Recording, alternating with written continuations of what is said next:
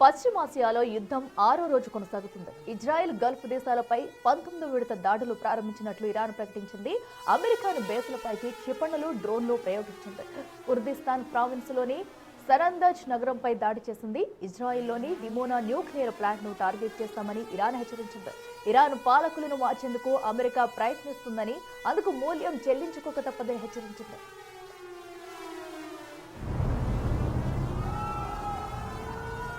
అటు కువైట్ కి చెందిన ఆయిల్ ట్యాంకర్ షిప్ పై ఇరాన్ దాడి చేసింది. ఈ దాడిలో క్రూడ్ ఆయిల్ సముద్రంలోకి వెలిగిపోయింది. ముబారక్ అల్ కబీర్ పోర్టుకు 37 మైళ్ల దూరంలోని కువైట్ జలాల్లో ఈ దాడి జరిగింది. మరోవైపు ఖతార్లోని ఆల్ హుదైద్ బేస్ పైన దాడికి ఇరాన్ ప్రయత్నించింది. 2 SSU-24 విమానాలతో దాడికి ప్రయత్నించింది. అయితే ఖతార్ F-15 ఫైటర్ జెట్ తో వాటిని కూల్చేసింది. ఆల్ హుదైద్ బేస్ కు 2 దగ్గరలో ఈ ఘటన చోటు చేసుకుంది.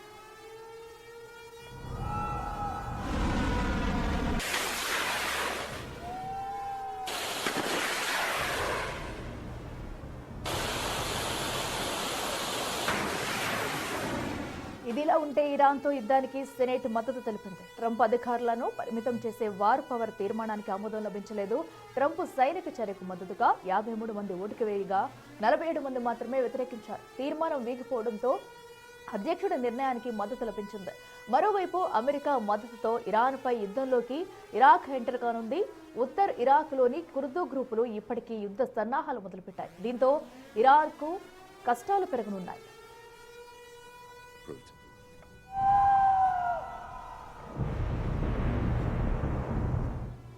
తాజా పరిణామాల నేపథ్యంలో ఇరాన్ సుప్రీం లీడర్ ఖమేనీ అంత్యక్రియలు వాయిదా పడ్డాయి. భారీ సంఖ్యలో జనం వచ్చే అవకాశం ఉండటంతో ఈ నిర్ణయం తీసుకున్నారు. త్వరలో అంత్యక్రియల తేదీలను ప్రకటించనుంది ఇరాన్ ప్రభుత్వం.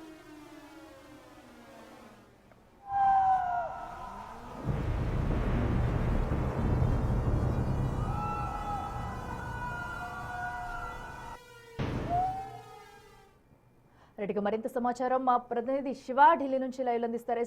శివ, చెప్పండి, ఇప్పటికే యుద్ధ వాతావరణం ఇంకా 6వ రోజు అయితే కొనసాగుతూ వస్తుంది. అయితే పలువురైతే మద్దతు ప్రకటిస్తూ వస్తున్నారు. కొంతమందికి ఇప్పుడైతే ఇరాన్ పై మరింత ప్రభావం ఎక్కువయ్యే అవకాశం అయితే కనిపిస్తుంది.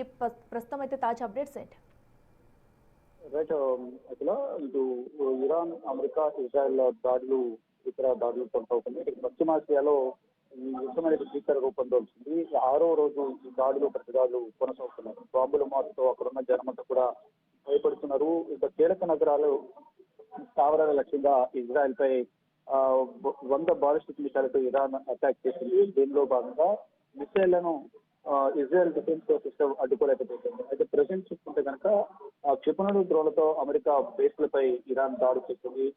కుర్దిస్తాన్ ప్రావిన్స్ లోని సనందన్ సిటీపై కూడా దాడికి పాల్పడింది. అయితే కువైట్ ఆయిల్ ట్యాంకర్ సిటీపై కూడా ఇరాన్ దాడి చేసింది. ప్రధానంగా ఏదైతే కువైట్ అమెరికాకు ఈ సైనిక స్థావరాల విషయంలో షెల్టర్ కల్పిస్తుందో ఈ నేపథ్యంలోనే దాడులు చేసినటువంటి ఇక సముద్రంలోకి మొత్తం ఈ ఆయిల్ అంతా కూడా ఒలికిపోయింది. ఇక ప్రపంచ దేశాలకు ఇరాన్, మరోవైపు రష్యా, వెనుజులాతో పాటు ఆ చమురులు, పెట్రోల్ అన్ని సరఫరా చేసే మరొక దేశం కువైట్. ఈ నేపథ్యంలోనే ఆ కువైట్ మీద దాడి చేస్తే ఆర్థికంగా అమెరికా కూడా నష్టం జరుగుతుంది అనేది కూడా ప్రధానంగా చెప్తున్నారు.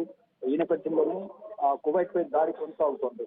ఇక ఇరాన్ సుప్రీం లీడర్ ఖమేనీ అంత్యక్రియలు కూడా వాయిదా పడ్డాయి. అంటే నిన్న జరగాల్సిన అంత్యక్రియలు వాయిదా పడ్డాయి. నిన్న రాత్రి 10 గంటలకు జరగాల్సింది. కానీ అమెరికా, ఇజ్రాయెల్ ఈ అంత్యక్రియలను ఉద్దేశించి ఖమేనీ కుమారుడు టార్గెట్ గా మరో ప్రముఖులందరూ కూడా ఈ అంత్యక్రియలో పాల్గొనే అవకాశం ఉందని వార్తల నేపథ్యంలో దాడులు చేస్తామంటూ కూడా ప్రకటన వెల్లడించిన నేపథ్యంలో ఒకవేళ దాడులు చేస్తే వారితో పాటు సుప్రీం లీడర్ ఖమేనీ కుమారుడు ముజతబ్ ఖమేనీ కూడా ప్రాణాలు కోల్పోయే అవకాశం ఉంది. మరోవైపు ఈ అంత్యక్రియలో పాల్గొన్న వేలాది మంది ఎవరైతే అభిమానులు ఉన్నారో వారంతా కూడా ప్రాణాలు కోల్పోయే అవకాశం ఉంటుంది. కాబట్టి నిన్న జరగాల్సిన అంత్యక్రియలను ఇరాన్ ప్రభుత్వం వాయిదా వేసింది.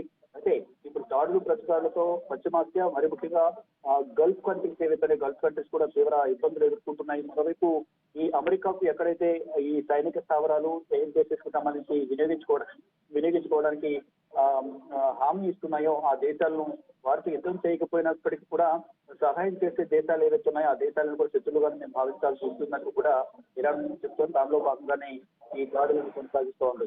ఇంకా కువైట్ లో ప్రధానంగా ఈ ఆయిల్ సప్లై సంబంధించిన ట్యాంకర్స్ పైన కానీ, మరోవైపు అమెరికాకు సంబంధించిన సైనిక స్థావరాలు, రక్షణ రంగానికి సంబంధించిన ఇంతజామాజ్ రిజర్వ్స్ లో వాటన్నిటిపై కూడా దాడులు చేస్తుంది. ఇరాన్ తో యుద్ధానికి సెనేట్ మద్దతు ఇస్తున్నట్టు తెలుస్తుంది. ఇరాన్ సుప్రీం లీడర్ ఖమేని అని చెప్పి కూడా ఇప్పుడు వాయిదా పడ్డాయి. అయితే ఈ సెనేట్ మద్దతు ఇస్తున్నప్పటికీ కూడా దాంతో ప్రధానంగా ఓటింగ్ నిర్వహించారు. ఏదైతే యుద్ధం జరగాల యుద్ధం జరగడం వల్ల అమెరికా కూడా చాలా వరకు నష్టం వాటిల్లుతుంది అంటూ కూడా అనేక మంది అమెరికా ట్రంప్ ప్రభుత్వాన్ని అనేక మంది వ్యతిరేకిస్తున్నారు. ఈ నేపథ్యంలో అక్కడ ఓటింగ్ కూడా నిర్వహించారు. కొంతమంది అనుకూలంగా, కొంతమంది వ్యతిరేకంగా ట్రంప్ కు మద్దతు తెలిసిన పరిస్థితి కనిపిస్తుంది. దీంట్లో అత్యధికంగా కూడా చాలా మంది అంతర్గతంగా వ్యతిరేకిస్తూ ఉన్నారు. దీని ద్వారా అమెరికా కూడా బాగా నష్టం వాటిల్లే అవకాశం కనిపిస్తుంది. అంటే ప్రతిరోజు కూడా దాదాపు 7,000 కోట్ల వరకు మొన్నటి వరకు నష్టం అనేది అమెరికాకు వాటిల్లింది. కానీ అధికారికంగా కూడా లక్షల కోట్ల వరకు కూడా నష్టపోయినట్టు తెలుస్తుంది. ఇటు ఇరాన్ మాత్రం చాలా తెలివిగా ఏదైతే డ్రోన్స్ ఏవైతే ఉన్నాయో ఆ డ్రోన్స్ $30 నుంచి $40 ఖర్చుతో కూడిన డ్రోన్స్ మాత్రం ప్రయోగిస్తుంది. కానీ అమెరికా మాత్రం $2 నుంచి $4 మిలియన్ అంటే రోజుకు 18 లక్షలకు పైగా కూడా ఒక్కొక్క డ్రోన్ కు 18 లక్షలు కేటాయిస్తూ దాడి చేసే నేపథ్యంలో ఆర్థికంగా కూడా చాలా వ్యతిరేకత నష్టం చవిచూస్తుంది. ట్రంప్ వ్యతిరేకంగా అప్పుడు ఈ ఓటింగ్ నిర్వహించిన నేపథ్యంలో మద్దతుకు 53 మంది, 47 మంది వ్యతిరేకంగా ఓటు వేసిన నేపథ్యంలో యుద్ధానికి సిద్ధమన్నట్లుగా అమెరికా అధ్యక్షుడు ముందడుగు వేస్తున్నారు. కానీ చాలా మంది ఈ యుద్ధం వల్ల అమెరికా ఆర్థికంగా నష్టపోతుందని చెప్తున్నారు. కానీ అమెరికా ఆర్థికంగా నష్టపోయినప్పటికీ కూడా ఇప్పుడు ఈ దాడుల వల్ల ఇరాన్ కూడా చాలా వరకు నష్టపోయే అవకాశం కనిపిస్తుంది. ఇప్పుడు ఇరాన్ 19వ విడత దాడులను ప్రారంభించింది. ఇప్పటి వరకు అసలే ఆర్థికంగా కుదేరైంది. దేశ అధ్యక్షుడిని, దేశ సుప్రీం ప్రాణాలు కోల్పోయింది. ఇప్పుడు ఒకవేళ పునర్నిర్మాణం చేపట్టాలంటే ఇరాన్ లో ఆర్థికంగా నష్టపోయిన ఇరాన్ కు కొన్ని సంవత్సరాల సమయం పట్టే అవకాశం కనిపిస్తోంది. ప్రధానంగా మాపై ఉగ్రవాదం ముద్ర వేసి మాపై దాడులు చేస్తున్నారు అనేది కూడా ఇరాన్ ఆగ్రహం వ్యక్తం చేస్తుంది. కానీ ఇక్కడ మా దగ్గర ఉన్న చమురు నిల్వలను దొంగిలించేందుకు మాపై ఆధిపత్యం చెలాయించేందుకే ట్రంప్ ఈ విధంగా దాడులు చేస్తున్నారని కూడా ప్రధానంగా ఇరాన్ చెప్తుంది. ఏదేమైనప్పటికీ కూడా 28వ తేదీన మొదలైన ఈ యుద్ధం ఇంకా కొనసాగుతుంది. దీని ద్వారా ఈ గల్ఫ్ కంట్రీస్ లోను, పశ్చిమాసియా దేశాలను చూస్తున్న భారతీయులు కూడా చాలా ఎదుర్కొంటుంది. అక్కడున్న భారతీయులు, వారికి సంబంధించిన కుటుంబ సభ్యులు ఇక్కడ ఎవరైతే భారతీయులు ఉన్నారో వారందరూ కూడా తీవ్ర ఆందోళన వ్యక్తం చేస్తున్నారు. ఇప్పుడిప్పుడే విమాన రాకపోకలు కొనసాగుతున్న నేపథ్యంలో వారందరూ కూడా ఒక్కొక్కరుగా ఇక్కడికి చేరుకున్న పరిస్థితి కనిపిస్తుంది. కానీ కొన్ని చోట్ల ఈ ఖతార్ ఎయిర్వేస్ కంప్లీట్ గా చేశారు. అంటే ఈ ఖతార్ ను టార్గెట్ గా చేసుకుని ఇరాన్ ఎక్కువగా దాడులు చేస్తుంది. ఖతార్ లో ప్రపంచ వ్యాప్తంగా కూడా ఖతార్ నుంచే ఈ గ్యాస్ ఏదైతే ఉందో సిఎన్జీ కానీ ఇతర గ్యాస్ అనేది సరఫరా ఎక్కువగా జరుగుతుంది. ఈ నేపథ్యంలో అక్కడ దాడి చేయడం ద్వారా ఖతార్ అనేది అమెరికాకు మద్దతు తెలుపుతుంది. కాబట్టి ఖతార్ లో కూడా అమెరికాకు సంబంధించిన ఈ సైనిక స్థావరాలు ఉన్నాయి. మరోవైపు అన్ని విధాలు కూడా ఖతార్ కూడా సహకరిస్తుంది. మరి బ్రిటన్ కూడా ఎయిర్ బేస్ ను వినియోగించుకోవచ్చని కూడా అమెరికాకు హామీ ఇచ్చింది. ఈ నేపథ్యంలో ఎవరైతే అమెరికాకు ఇజ్రాయెల్ కు సహకరిస్తున్నారో వారందరిపై కూడా మేము దాడి చేస్తాము అంటే వారు మా పేరు యుద్ధం ప్రకటించినప్పటికీ కూడా వారి సహకారం వహించే ప్రతి ఒక్కరు కూడా మేము శత్రువుగానే భావిస్తామంటూ కూడా ఇరాన్ చెప్తూ దానిలో భాగమైన 19వ విడత దాడులను ఇరాన్ ప్రారంభిస్తుంది. ఇక దాడులు ప్రతిదాడులతో పశ్చిమాసియా దేశాలన్నీ కూడా అట్టుడుగుతున్నాయి. కానీ అక్కడ ప్రజలు ప్రాణాలు కోల్పోతున్న పరిస్థితి కనిపిస్తుంది. అంటే దేశాధినేతల మధ్య ఉన్న యుగో వల్ల ఇప్పుడు ఈ యుద్ధం వచ్చింది అనేది ప్రధానంగా చెప్తూ ఉన్నారు. ఒక ట్రంప్ రెండవసారి అధ్యక్ష బాధ్యత చేపట్టిన తర్వాత ట్రంప్ ఇష్టానుసారంగా నిర్ణయాలు తీసుకోవడం, ప్రపంచ దేశాలపై టారిఫ్ నెపంతో టారిఫ్లు విధించడం, అంటే బెదిరించిన వారు బెదిరింపులకు లొంగకపోతే టారిఫ్లు విధించడం, టారిఫ్లు పని అయిపోయింది. ఆ తర్వాత సుప్రీంకోర్టు ఆదేశాలతో అంటే ఒక దేశ అధ్యక్షుడికి టారిఫ్ విధించే అధికారం లేదంటూ కూడా అమెరికా సుప్రీంకోర్టు వ్యాఖ్యలు చేసింది. ఈ నేపథ్యంలోనే ఒకవైపు సుప్రీంకోర్టు ఇచ్చిన తీర్పును కూడా ధిక్కరిస్తూ ఆయన కీలక వ్యాఖ్యలు చేశారు. సుప్రీంకోర్టు చేశారు. మళ్ళా ఇప్పుడు యుద్ధం పేరుతో ప్రపంచ దేశాలపై అంటే టారిఫ్లతో బెదిరించారు. టారిఫ్లు లొంగిపోయినప్పటికీ ఇప్పుడు యుద్ధం పేరుతో ప్రపంచ దేశాల మీద అక్కసు వెళ్ళగొక్కుతున్నారు. అంటే ప్రపంచ దేశాలన్నిటి కూడా వాటిని గుప్పెట్లో పెట్టుకోవాలని ట్రంప్ భావిస్తున్నారు అనేది కూడా ఇది ఇరాన్ చెప్తోంది. దానిలో భాగంగానే తాము ఏదైతే చమురు నిల్వలకు సంబంధించి ఆయనకు లొంగ నేపథ్యంలోనే చూసుకున్నట్టయితే అటు ఓటింగ్ శాతంలో కూడా అత్యధికంగా అమెరికా వైపే మొగ్గు చూపారు. అయితే ఇప్పుడు ఇరాన్ పై మరింత ఈ దాడి ప్రభావం పెరిగే అవకాశం ఉందనుకోవచ్చు. అయితే ప్రస్తుతం సుప్రీం లీడర్ గా ఉన్న ముజ్దాబ్ ఖమేని ఎలాంటి నిర్ణయాలు తీసుకునే ఛాన్స్ ఉందనుకోవచ్చు? ఎవరితో అయినా సంప్రదింపులు జరిపే అవకాశం ఉంటుందనుకోవచ్చా?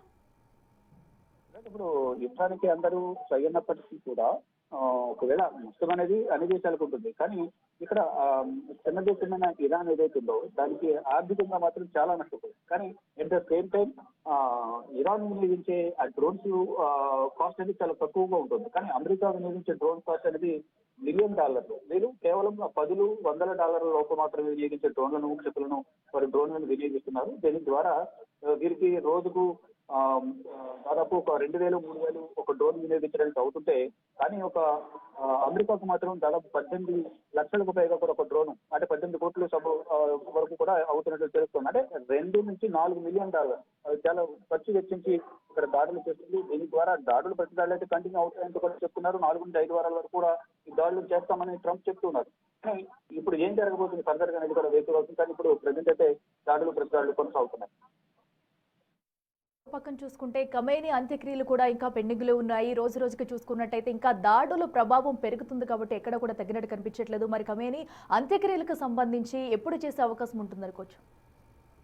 ప్రధానంగా వారు ఖమేనీ అంతిమయాత్ర 3 రోజులు నిర్వహించాలని కుటుంబ సభ్యులు, ఇరాన్ ఆ పార్టీకి సంబంధించిన అంటే అభిమానులు కానీ ఆయన వర్గం కానీ చెప్తూ ఉన్నారు. కానీ నిన్న ఏదైతే ఇంటెలిజెన్స్ నుంచి ఇటు అమెరికా ఏదైతే వ్యాఖ్యలు చేసిందో నెక్స్ట్ సుప్రీం కమాండరే మా టార్గెట్ అంటూ కూడా వ్యాఖ్యలు చేసిన నేపథ్యంలో నేను అంత్యక్రియలు వాయిదా వేశారు. అంటే దాని గురించి వాయిదా వేశారా, అంటే వేరే కారణాల వల్ల వాయిదా వేశారా అనేది కూడా అధికారికంగా తెలియాల్సింది. కానీ అంత్యక్రియలకు సంబంధించి మాత్రం ప్రజెంట్ డేట్ అయితే వాయిదా పడింది.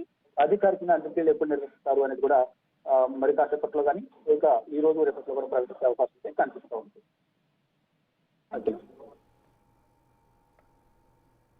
Right Shiva, thank you.